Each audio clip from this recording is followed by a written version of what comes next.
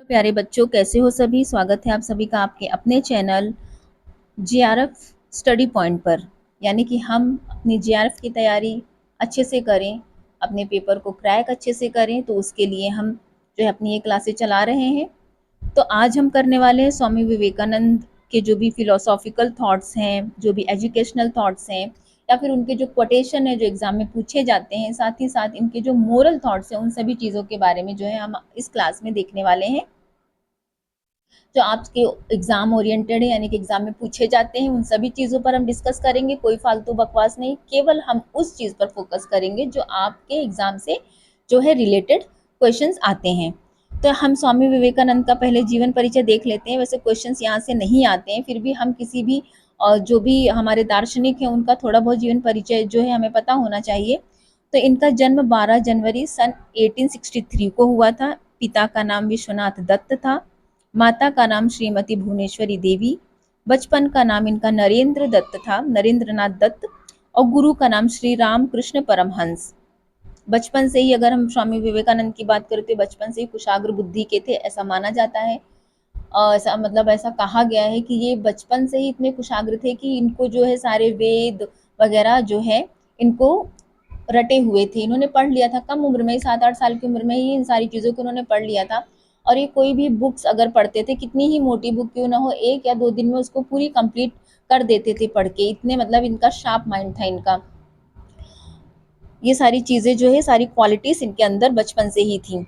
स्वामी विवेकानंद का नैतिक दर्शन अद्वैतवाद वेदांत पर आधारित है, यानी कि ये वेदांत दर्शन पर जो है इनका फोकस ज़्यादा रहा, जो यह सिखाता है कि दिव्य आत्मा सार्वभौमिक रूप से विद्यमान है। उनके मूल नैतिक विचार इस बात पर बल देते हैं कि निस्वार्थता ही नैतिकता का सच्चा मानदंड है और मानवता की निस्वार्थ सेवा, दरिद्र नारायण गरीबों की ईश्वर के समान सेवा करना ही सर्वोच्च व्यवहारिक धर्म है। यानी कि इनके जो मोरल थॉट्स हैं वो यही बात कहते हैं कि मानव सेवा करिए, जो गरीब हैं उनकी सेवा करिए। मानव सेवा ही सबसे बड़ा धर्म है। और अगर हम वेदांत दर्शन की बात करें, अद्वैतवाद या फिर द्वैतवाद, तो ये अलग से एक चैप्टर है, पूरा का पूरा टॉपिक है फिलॉसफी में। तो इसको हम जो है अपने आने वाली वीडियोस में करेंगे, क्योंकि वेदांत दर्शन से भी जो है क्वेश्चन पूछे जाते हैं। अगर हम बात करें स्वामी विवेकानंद के जीवन के सबक की, सबक यानी इन्होंने जो अपने जीवन में सीख ली, जो इन्होंने अपने समय समय पर जैसे जैसे वो अपने जीवन में उन्नति के मार्ग पर बढ़ते गए, जिस तरीके से उन्होंने हर राह पर किसी न किसी प्रकार की जो है सीख ली, सबक लिए, उन सभी चीज़ों के बारे में भी यहाँ बताया गया है, जो आज भी जो है प्रसिद्ध है। विनम्रता एक अनमोल गुण है, जीवन में जिज्ञासा आवश्यक है, करुणा और दयालुता सदा स्वर्णिम होती हैं, प्रार्थना के द्वारा हम किसी भी तूफान से पार पा सकते हैं, एकता को बनाए रखने के लिए काम करें, संस्कृति और आस्था का सम्मान करना आवश्यक है, समग्र दृष्टिकोण अपनाएं, हास्य बुद्धिमत्ता का संकेत है। हास्य यानी हंसी, ये आप इंग्लिश में देख सकते हैं। जो भी उन्होंने सीखा, जो भी लेसन उन्होंने अपनी लाइफ में लिए। अब इनके कुछ थॉट, इनके हम एक एक करके उनको देखेंगे, जितने भी इन्होंने सबक लिए। जैसे विनम्रता एक अनमोल गुण है, इनके जो मॉरल थॉट्स हैं वहाँ पर इन्होंने ये बात कही है कि स्वामी विवेकानंद मुस्कुराए और विनम्रता से उत्तर दिया, मैं भाषा का उपयोग नहीं जानता हूँ क्योंकि मैंने भाषा सीखी है, जबकि मैंने अपने आपने भाषा को चुना है। इस हास्यपूर्ण उत्तर को सुनकर मित्र अभिभूत हो गया। यहाँ पर होता क्या है, ये जब शिकागो जाते हैं, जब अमेरिका में वहाँ पे भाषण वगैरह देना होता है, तो इनके कुछ मित्र बन जाते हैं वहीं के। तो वो जब इनका और उनके मित्र का जब कन्वर्सेशन हो रहा होता है, तो जो इनके मित्र थे स्वामी विवेकानंद के, वो जो जो भी वर्ड बोलते हैं तो ये उसमें सुधार करने लगते हैं।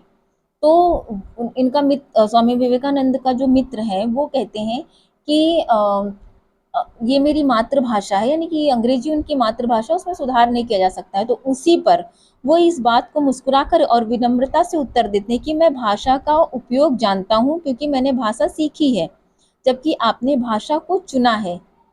अर्थात यहाँ पर हास्यपूर्ण उत्तर को सुनकर मित्र अभिभूत हो गए, यानी कि इस तरीके के जवाब से जो है व्यक्ति प्रभावित हुए विवेकानंद से। इसलिए उन्होंने कहा है कि विनम्रता एक अनमोल गुण है, आप किसी से भी बात करिए विनम्रता से, पोलाइटी से करिए। जीवन में जिज्ञासा आवश्यक है।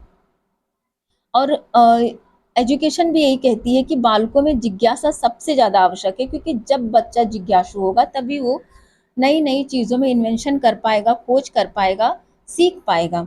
तो वही बात स्वामी विवेकानंद भी कहते हैं कि जीवन में जिज्ञासा आवश्यक है। उनके अंदर वो भी जिज्ञासु थे, तो रामकृष्ण ने ही उन्हें उत्तर दिया। उन्होंने स्वामी विवेकानंद से कहा, मैं ईश्वर को ठीक वैसे ही देखा है जैसे मैं अभी आपको देख रहा हूँ। ईश्वर प्रत्येक मनुष्य में विद्यमान है, आपको बस उसे देखने के लिए एक दृष्टि की आवश्यकता है। और स्वामी विवेकानंद आश्वस्त हो गए।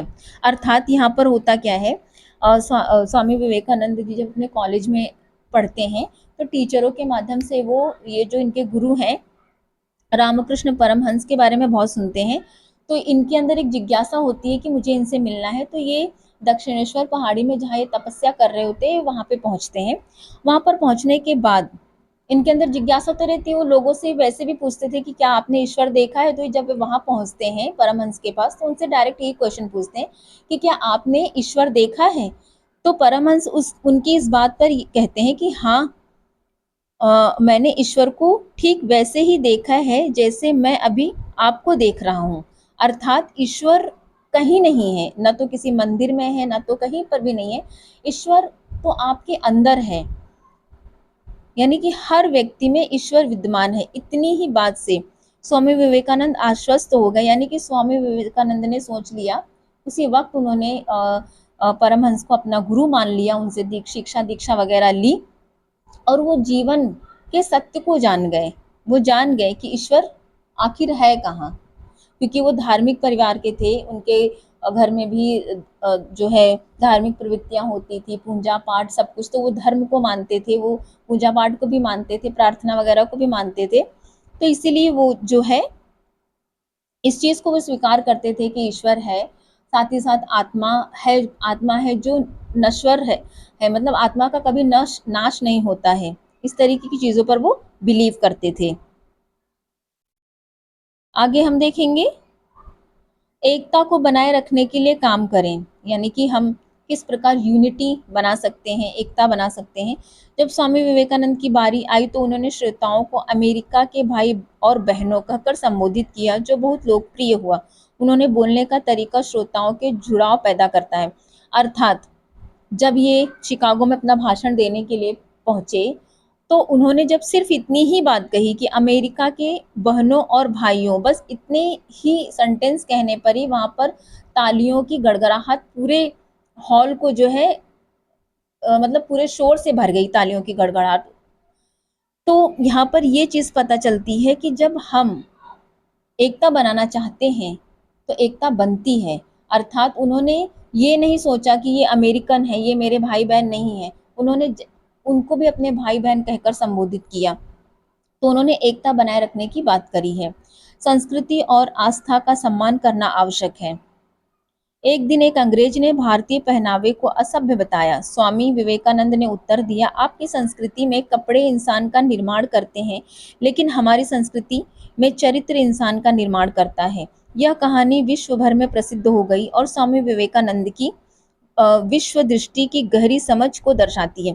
अर्थात स्वामी विवेकानंद क्या कहते हैं कि अपनी संस्कृति को पहचानिए। कोई संस्कृति है वो उसके पहनावे से ही जो है पता चलती है। जब हम इंडियन ड्रेस पहनते हैं तो हमें ये मतलब लोग हमें कहते हैं कि ये इंडियंस है। अगर कोई विदेशी व्यक्ति फॉरेनर टाइप ड्रेस पहनता है तो हम इन इन सभी चीज़ों से पहचानते हैं, उसके रंग रूप से पहचानते हैं। तो कोई जो ड्रेस है, कोई कपड़ा है, वो इंसान का निर्माण नहीं करते हैं। स्वामी विवेकानंद का ऐसा मानना है।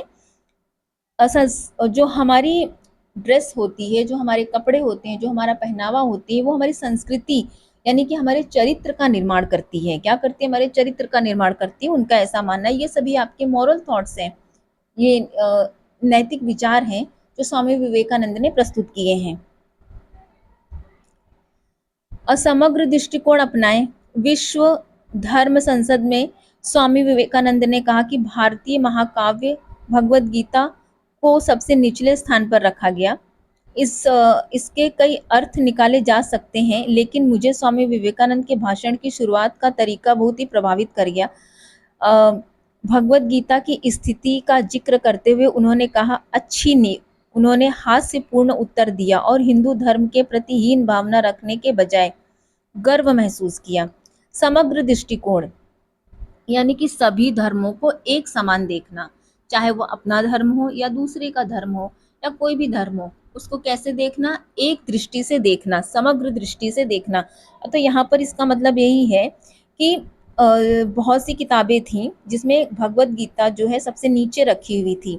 इस पर भी उन्होंने अपनी नैतिकता को दिखाते हुए उन्होंने यही बात कही, उन्हें सभी धर्मों का सम्मान करते हुए ये बात कही कि अच्छी नींव है, यानी कि जब नींव अच्छी है तो जो अन्य धर्म है उनका विकास अच्छा होगा। यहाँ पर ये मतलब होता है।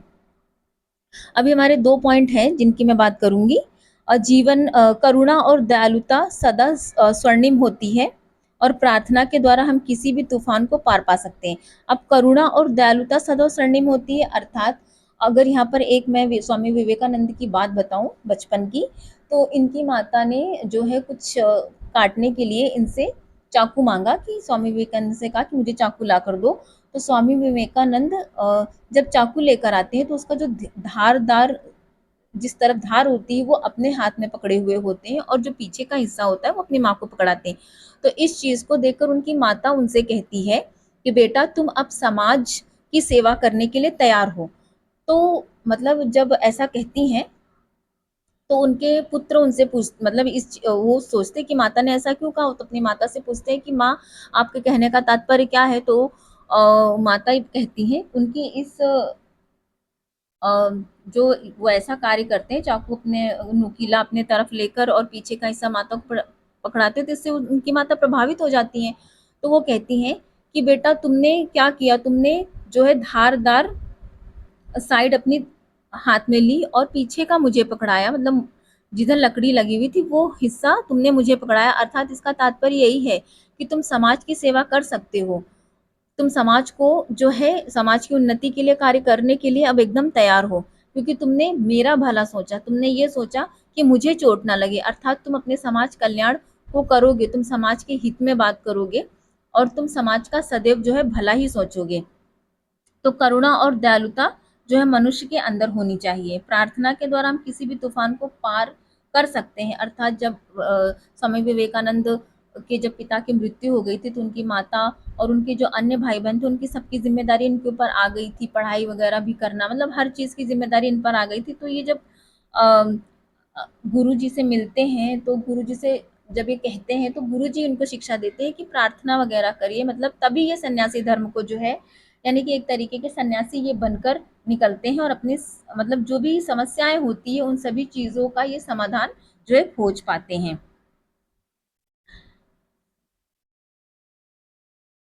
अब इनके हम थॉट्स को देखेंगे जो आपके एग्जाम में पूछे जाते हैं। इन्होंने एक बात कही है, the the only definition that can be given by morality is that which is selfish is immoral and that which is unselfish is moral। अर्थात नैतिकता की एकमात्र परिभाषा ये हो सकती है कि जो स्वार्थी है वह अनैतिक है और जो निस्वार्थ है वही नैतिक है। यानी कि जो निस्वार्थ भावना से लोगों की सेवा करता है, ठीक है, जो निस्वार्थ भावना से अपना कर्म करता है और उसको फल की टेंशन नहीं होती है कि हमें फल की चिंता नहीं करने की, मुझे फल मिलेगा या नहीं मिलेगा, उससे नहीं मतलब है, उसको सिर्फ इतना मतलब है कि मुझे कर्म करते रहना है। तो वही क्या होता है हमारा, वही हमारी नैतिकता होती, वही हमारी जो है मोरल, वही हमारा मोरल होता है जो अनसेल्फिश होता है यानी कि निस्वार्थ होता है। स्वामी विवेकानंद ने संदेश दिया था कि जीवन संग्राम में वीर बनो, कहो सबसे कहो कि तुम निर्भय हो, भय का त्याग करो क्योंकि वह मृत्यु है, वह पाप है, वह अधोलोक है, वह अधार्मिकता है, भय का जीवन में कोई स्थान नहीं। उठो जागो और तब तक नहीं रुको जब तक लक्ष्य प्राप्त न हो जाए। आज की हमारी क्लास इतनी ही रहेगी। हम जो इनके फिलोसॉफिकल थॉट्स हैं, आज हमने मोरल और थॉट्स पढ़े, इनके जो भी नैतिक विचार रहे, यहाँ से क्वेश्चन पूछ लिए जाते हैं, तो आप इस क्लास को एक बार जरूर रिवीजन करिए और जो कोटेशंस वगैरह है उनको लिख कर रख लीजिए। और तो आज हम यहीं तक पढ़ेंगे। आगे इनके जो एजुकेशनल थॉट्स हैं, जो फिलोसॉफिकल थॉट्स हैं, जो इनकी तत्व मीमांसा है, ज्ञान मीमांसा है, उन सभी को हम अपनी अगली वीडियो में करेंगे। तब तक के लिए आज मैं क्लास यहीं ख़त्म करती हूँ। आपसे फिर मिलूंगी नई क्लास के साथ, जो है इसके सेकेंड पार्ट के साथ। तब तक के लिए बाय।